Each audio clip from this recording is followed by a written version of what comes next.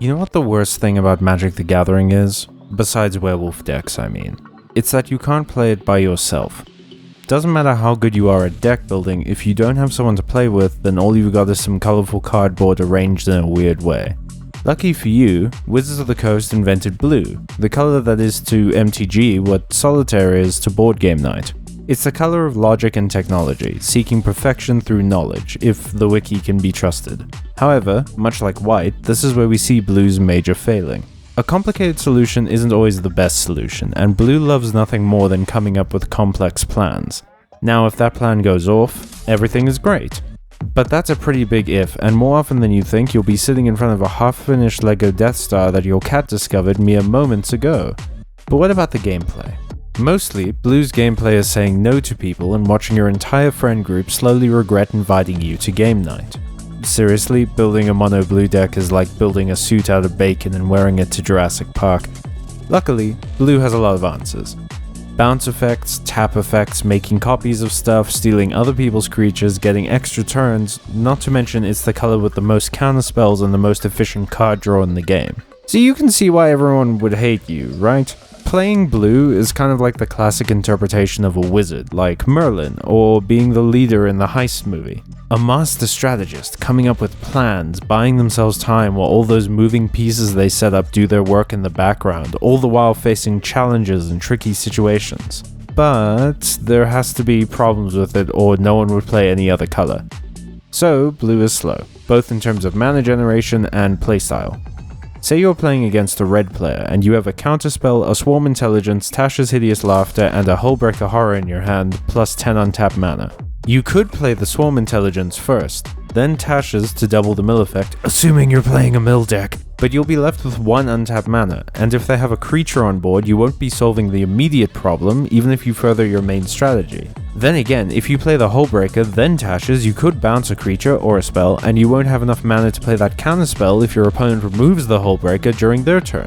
So you could play the Kraken and keep the counterspell, but then you effectively done nothing except play a really expensive. Do you see what I mean?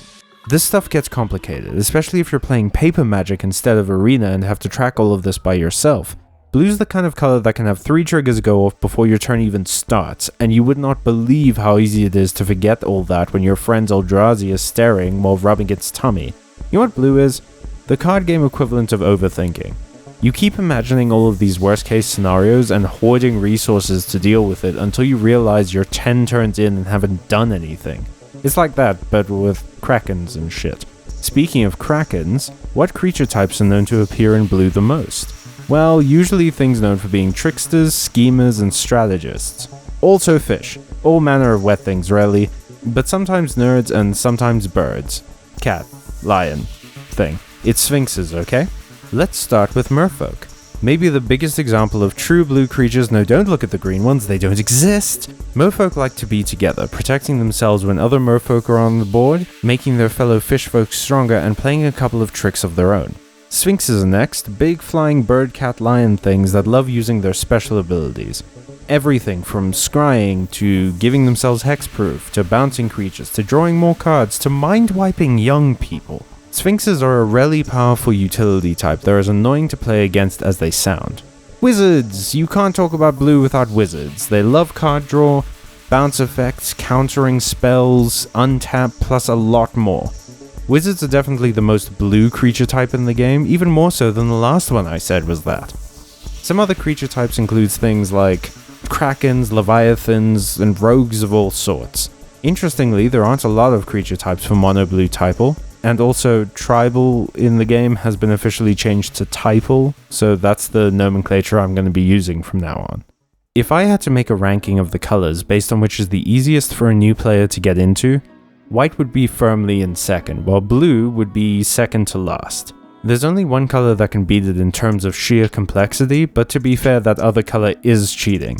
Though don't come away from this thinking blue isn't worth it. Nothing is more satisfying than making small moves, carefully sacrificing pieces you don't need, setting up your combos and watching as the other players slowly realize they lost this game 3 turns ago and just didn't notice. But is blue the strongest color? Well, unfortunately, the best card ever, Trepanation Blade, is colorless and can fit into any deck.